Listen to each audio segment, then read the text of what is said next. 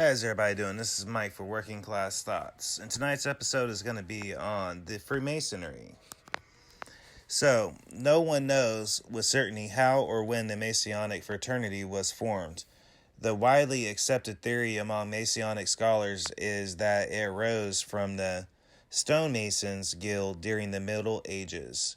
The language and symbols used in the fraternity rituals come from this era of time. The oldest documentation is from the Regis poem, which was printed about 1390, which was copied from a way earlier time period. So in 1717, 4 lodges in London was formed, and this formed the first Grand Lodge of England. At this point in time, records became more official. Within 30 years, the fraternity had spread throughout Europe and the American colonies. Freemasonry became very popular in the new colonial America. Masons, let's look at some Masons who helped establish America, because often you hear about different Masons that, helped form the Constitution and the laws and the structure of America. So you have George Washington, Benjamin Franklin, who also served as the head of the fraternity in the state of Pennsylvania. You have Paul Revere, Joseph Warren. You have John Hancock, who was on the Supreme Court, John Sullivan, who was on the Supreme Court, Lafayette, who was on the Supreme Court, Baron Frederick von Steuben, who was on the Supreme Court, Nathanael Greene, who was on the Supreme Court, John Paul Jones, who was on the Supreme Court, Chief Justice John Marshall, who was on the Supreme Court. So over the centuries, Freemasonry has developed into a worldwide fraternity, emphasizing personal study, self-improvement, social betterment via individual involvement in philanthropy. So during the late 1700s, it was one of the organizations most responsible for spreading the ideals of the Enlightenment, the dignity of man and the liberty of the individual, the rights of all people to worship as they choose, the formation of democratic governments, and the importance of public education. Masons are responsible for the first public schools, both in Europe as well as the United States. During the 1800s and early 1900s, Freemasonry grew dramatically, and at that time, the government had provided no social safety net. The Masonic tradition of founding orphanages, homes for the widows, and homes for the aged provided the only security many people knew at that time. Today in North America, the Masonic fraternity continues this tradition by giving almost $1.5 million every single day to causes that range from operating children's hospitals, providing treatment for childhood language disorders, treating eye diseases, funding medical research, contributing to local community services, and providing care to Masons and their families at Masonic homes. So let's look at some basic principles of Freemasons. Masonic Lodge members promise never to bring anything offensive or defensive into the lodge with them, both weapons and words. The object of having lodges is to create a place where these divisions are left outside, so Masons can engage in activities that unite them and instead of separating them. So number one thing to look at is a moral code. Freemasons believe in honor, in that a man has a responsibility to behave honorably in everything he does. Freemasons teaches its members the principles of personal decency and personal responsibility. It hopes to inspire them to have charity and goodwill towards all mankind, and to translate principles and convictions into action. So the number two thing to look at is charity. Freemasons are devoted to the promotion of welfare and happiness to all mankind. Freemasonry teaches its members that unselfishness is a duty, and that it's not only more blessed to give than to receive, but also more rewarding in the end. So third thing is to look at is education. Freemasonry teaches a system of morality and brotherhood by the use of symbols and dramatic presentations. It encourages its members to expand their knowledge of the world around them. Religion. and not religion. Freemasons believe in the brotherhood of man under the fatherhood of God. Freemasonry is not a religion, but it is religious, however. This is due to the fact that it requires its members to have a faith in a supreme being, according to the individual's own unique beliefs. It refuses to put any religion above any other religion. Masonic ceremonies describe a moral code using basic principles that are common in every single religion. So, number 5 thing to look at is social responsibility. Freemasonry stands for the reverence of God in the proper place of individual faith in society, for the truth and justice, for fraternity and philanthropy, and for orderly, civil, religious, and intellectual liberty. It charges each of its members to be true and loyal to the government of the country to which it owes allegiance, and to be obedient to the law of any state in which the Freemason may reside. So the number 6 thing to look at is non-political and non-sectarian. One of the first rules of Freemasonry forbids the discussion in Masonic meetings of religions, matters, and politics. Topics likely to cause personal arguments is also against the fundamental principles of Freemasonry for Masonic organizations to take political action or attempt to influence elections or legislation. So the 7th thing to look at is equality among members. Freemasonry regards no man for its worldly wealth, social statuses, or outlawed appearance. Kings, princes, sultans, and peasants have been Masons, just as well as paperboys, garbage men, factory workers, and fast food fry cooks. Freemasonry says all men are created equally. All right? So let's look at some Masonic structure real quick, okay?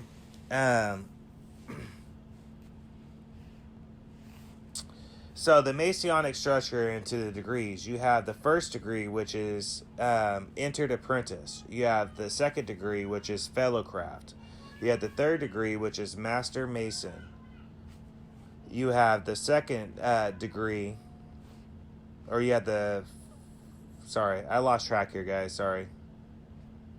You had the 4th degree, secret master. You had the 5th degree, perfect master. You had the 6th degree, intimate secretary. The 7th degree, provost and judge. The 8th degree, attendant of the building. The 9th degree, master elect of 9. The 10th degree, elect of 15. The 11th degree, sublime measure elected. The 12th degree, Grand Master Architect. The 13th degree, Master of the Ninth Arc. The 14th degree, Grand Effect Mason. The 15th degree, Knight of the East of Sword. The 16th degree, Prince of Jerusalem. The 17th degree, Knight of the East and West. The 18th degree, Knight of the Rose, Crux or HRDM. The 19th degree, Grand Pontiff. The 20th degree, Master Abacum. The 21st degree, Patriarch,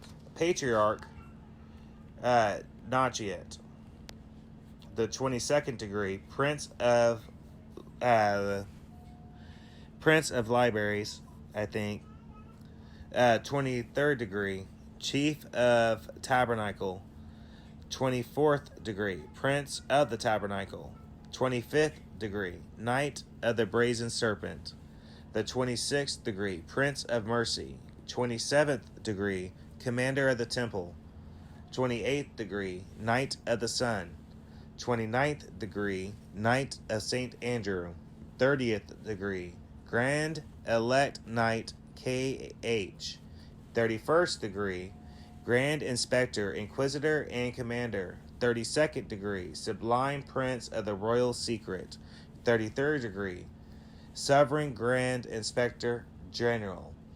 Now, what gets interesting with the Masonic structure is in any other order. Okay, let's look at the York Rite, for example.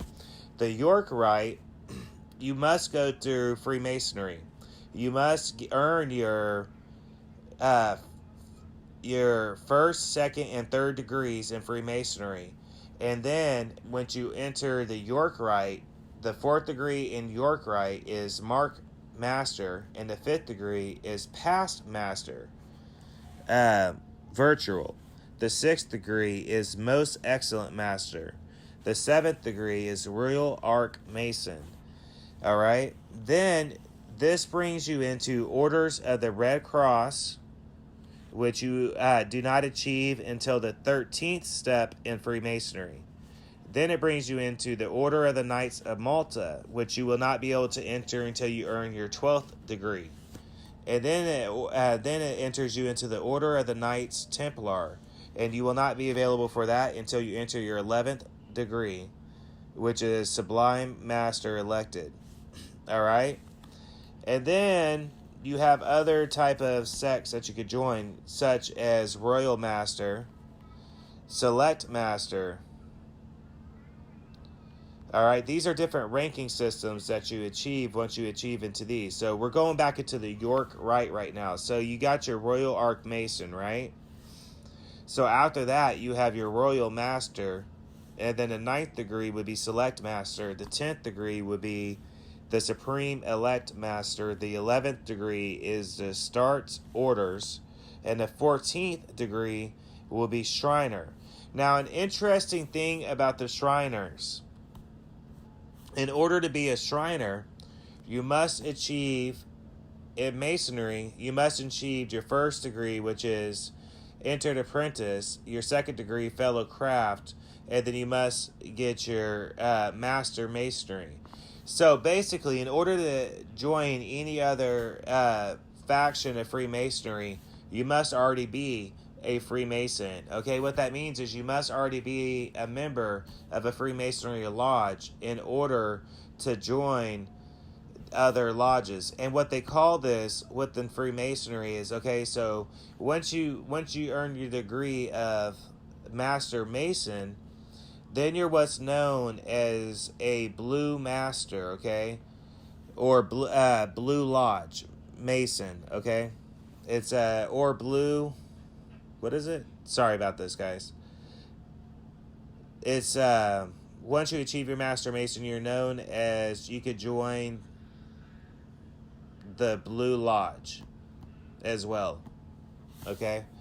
So basically you have to be a Master Mason in order to step into any other Masonry sect. And if anybody tells you any different, then most likely they're lying, unless a Freemason approaches me and tells me otherwise. But as far as I know it, that's to be the case. You must attain your Master Mason degree to join any other type of Masonry sect. All right, and that's one of the most important things to note in this, to me. So let's look at some other orders. All right. So some other Masonic organizations and bodies that are out there are the Order of the Eastern Star. And the Order of the Eastern Star is a female order of Freemasonry. And then you have the Shriners, you have the York Rite, the Scottish Rite, the D. Moley International, the Jobs Daughters International, the International Order of the Rainbow for Girls, and the Order of the Amartra. All right, so let's get into a couple things here before I go into the next thing.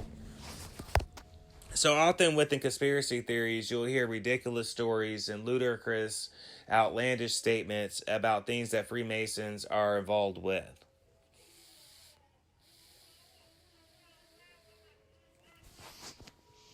So often you hear about how there's really satanic in a way. And if you look at our currency and you fold it a certain way, it predicts 9/11 and shows the Twin Towers falling. And we've all heard this. We've all heard the New World Order theory. And that's why I chose to go with the Illuminati episode prior to this one. Just to show you all that the original Illuminati body actually died out. And that the Freemasonry body that is known worldwide is actually a very good order of brothers. And they're responsible for, yes, they are responsible heavenly for forming America, the United States of America, and a democracy, just like what our research materials showed. They did have fundamental aspects for doing this, and that's I feel like is very, very important to actually look at. You know what I mean? To understand that they did, in fact, help form America as what we are, and the Constitution as well. That does not make them satanic practitioners that are in secret order to serve Lucifer as their Lord and Savior. And that's a lot of what you get. There's a lot of symbolism in Freemasonry, naturally. And a lot of the symbolism is actually easily explained if you get into history, such as the pyramid. Let's take the pyramid that is on our currency.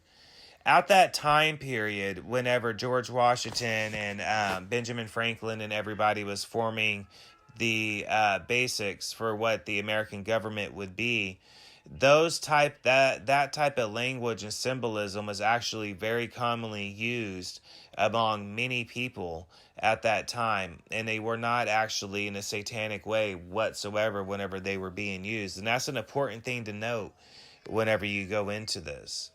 I've met a lot of Freemasons in my life, and not one of them has been going into the woods to perform a satanic ceremony. Not one of them have been trying to push anything like that. Most of them, in fact, that I've met are involved in a lot of community action, meaning that they support local law enforcement, they support the fire department, they support charities, they support education, they support the structure of the county that they're in, as well as the city or the town that their lodge is in. So they are very heavily involved in all of that in a very positive way and not a negative way. In fact, in my theory, whenever people get into Freemasonry, my theory on it is that a lot of people fear what they don't understand. And that's where you get a lot of this stigma. The fact that Freemasonry is such a secretive group at one time, and that they had closed doors and members were forbidden to speak upon the rituals and the ceremonies and their basic steps and things like that, at one time, that frightened a lot of people. And it's my theory that that's how a lot of the whole satanic conspiracy theory started coming about. Now, am I saying that everybody that was involved were just like saints and like perfect gentlemen of the day? Absolutely not. It's actually kind of funny in a way to me, because Benjamin Franklin,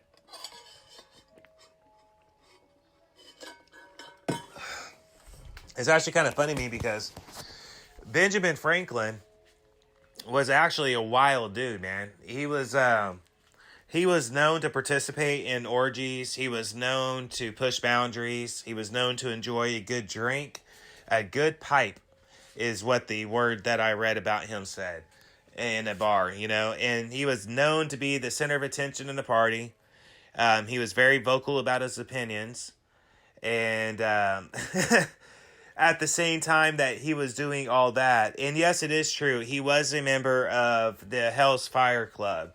And I am planning on doing a podcast on that at some time. So I'm not going to get involved in that right now. But before I do go into it, let me just say this. It is not as scary as the name Hell's Fire Club sounds. It's actually not a satanic thing. We're going to get into actually what that is on a later podcast. But anyways, even though he was known to be like that, he was known to be a pursuer of women.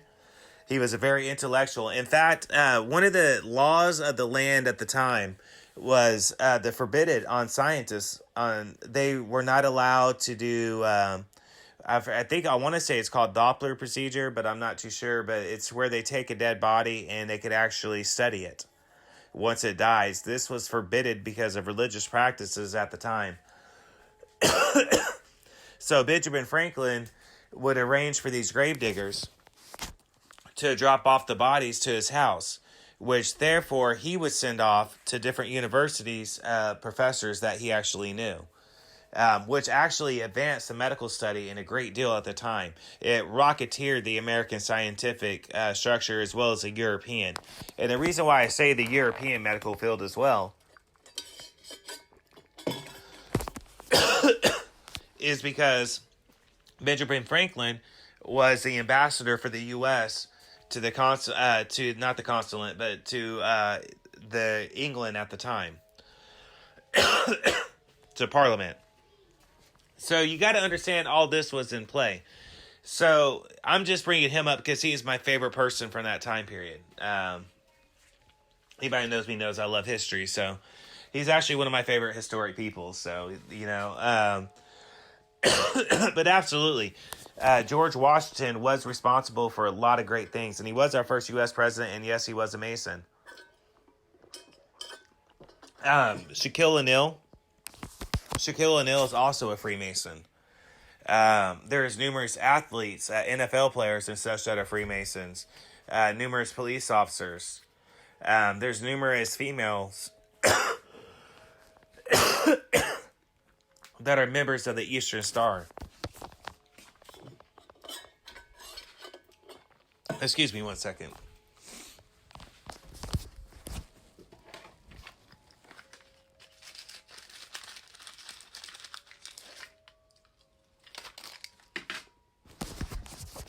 Anyways, so there's numerous people that you come across every single day that are Freemasons.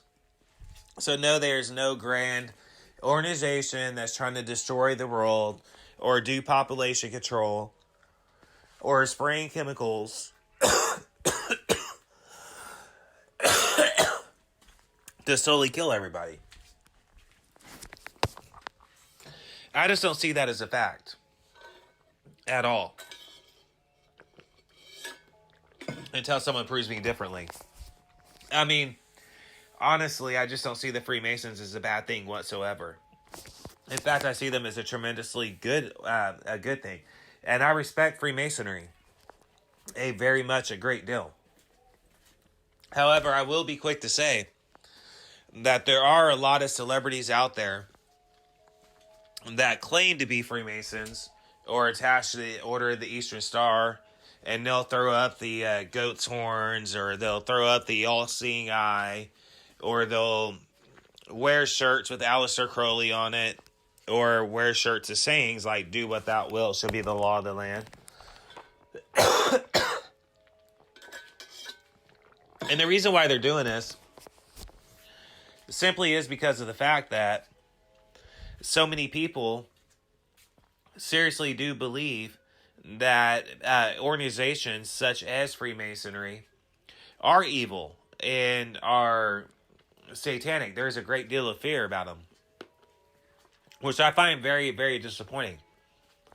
A very interesting thing is Shriners do a great deal to help in children's hospitals as well. So you see, you got to understand that it's an order to better men. In fact, one of the sayings in Freemasonry is we make men better. Because it's about building you up and helping out your fellow brethren and helping out your community. In fact, from what I've understood about Freemasonry through the different ones that I know personally that are Freemasons, myself, I am not one, but people that I know that are Freemasons, one thing that I understand is to join Freemasonry, you must go through a thorough background check. In fact, there's another saying that says in order to become one, you must first know one. And what this saying is meaning is because you must be sponsored to join Freemasonry. That's the only way to join it. You must be sponsored. Now, you can call a lodge, and what they do is they petition for an application for membership for Freemasonry. And at that time, they will actually do an investigation. Either which way, they'll do an investigation, and they will contact people that they know, and they will come to your house, and they will talk to your wife, and they will talk to your children, and they will talk to your neighbors, and they will talk to different people you know, and this is to find out about your character and what kind of gentleman are you in the community.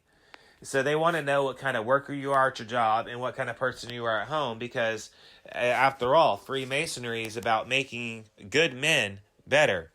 Good men is the two key words there that I've always thought about. So in order to be one, you must already be an outstanding man in your community, or a good man in general. And so if they find out that you are not one, then most likely you will not be accepted into a lodge or a fraternity, the Freemasonry fraternity. And this is the reason why they do such thorough background checks to become Freemasonry. So in that aspect, if they're looking for very good people in the community, in that aspect, how could they be such a bad thing?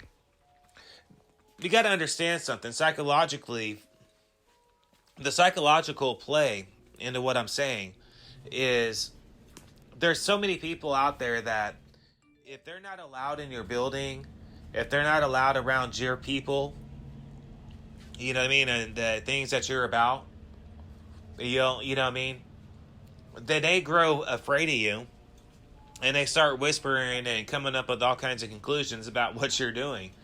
And majority of Freemasons that I've met, they actually get a good laugh out of a lot of the conspiracy theories that you come across. They find them very humorous. That people think that they have the kind of power that people think they do when they don't. You know what I'm saying? But yes, I mean, again, they do help out their fellow brethren. So, and this brings me to another thing that a lot of people often say is, well, how can you say that they're not evil and controlling the government when so many Freemasons have been governors and have been presidents and have been politicians? I mean, how could you say that? And my answer for that is, when I go back to that old saying that they have, we make good men better, and they help out their brethren. And helping out part of your brethren, I don't know about you, but if somebody I consider my brother comes across a job opportunity or can help me, you know what I mean, in that kind of way, hey, I got a job opportunity I heard about, would you be interested in it? I was just letting you know. I would want to know. I would say, man, I appreciate it, brother. That's just something that you're supposed to do to somebody you consider like your brother. You get what I'm saying? You're supposed to help out your fellow brother. You're supposed to help out your fellow man. Do you get what I'm saying? And vice versa. If say that your grandfather's a Freemason, or your uncle or somebody, or even your father, and you're growing up, they're naturally going to want you to be a good man because that's what they are, and that's, you know what I mean, and that's their role. So if you have a question for them, like, hey, and you're going into political science and they're involved in that or something, they're going to help you in that. They're going to help you along the way with the best that they can. Not in an illegal or in a bad way. Just in teaching you the steps or whatever to achieve your dreams. So, these aren't bad things. In fact, I would say that these are very good traits that have died out among society. You just don't see these type of traits among people anymore, really. I mean, that's honestly my type of thought process about it, and I find that very, very sad. That so many people don't live by these principles anymore. And I kind of feel like, in a way, that's why you hear so many stories about Freemason lodges dwindling down in numbers. I don't know if it's true or not. I mean, I've come across that on different internet sites, but, I had that saying, like, believe half of what you hear and believe all of what you see. Do you get what I'm saying? So, with that said, I don't naturally believe that, but I have come across that, and if that's the case, I do believe it's just because people are just becoming wrong nowadays. You know what I'm saying? Society, in my eyes, is diminishing, not improving. Now, technically speaking, as far as tech goes and technology, absolutely, we're growing very rapidly. Very, very tremendously rapidly, in fact, in the AI field and computer field and, and all that. Yes, we're growing very, very fast. And That's actually a very good thing that we're growing fast. Um, However, at the same time, I feel like people are getting lazier, and I feel like things are becoming a little bit too convenient, and that's what's causing so many people to become lazy, and that's becoming like kind of like a mini epidemic socially amongst people. Traits that used to be considered bad are considered pompous now. You know what I'm saying? Things that people used to consider good, a lot of people are like, oh, look at that kiss ass. Look at that brown noser. Look at that asshole over there. Look at what's in any of his business, what's going on, blah, blah, blah, blah, or hers, or vice versa, whatever, you know. People, whenever they were caring about their community. Do you get what I'm saying? So, when people used to care about their community and take pride in their nation and care about their communities and care about their schools and care about the environment that they're in or care about their families and the people that they are around. So I ask you, why? At what point in time did those principles start dying out? These are principles that a lot of Freemasons live by the way. As far as I could tell. Like I said earlier, I'm not a Freemason. I've always been interested in Freemasonry. I'll put it like that. I've always been interested in Freemasonry. And not for like the conspiracy aspects that a lot of people are. I've been interested in it for the good things that they've done throughout history. Because Freemasons have done a lot of things. Freemasons were involved with the formation of the United States, like we covered earlier. And, our liberties and rights that we live by today, it was Freemasons that helped do that. Freemasons, like they said earlier in their research, they helped founded the very first churches, or not churches, schools.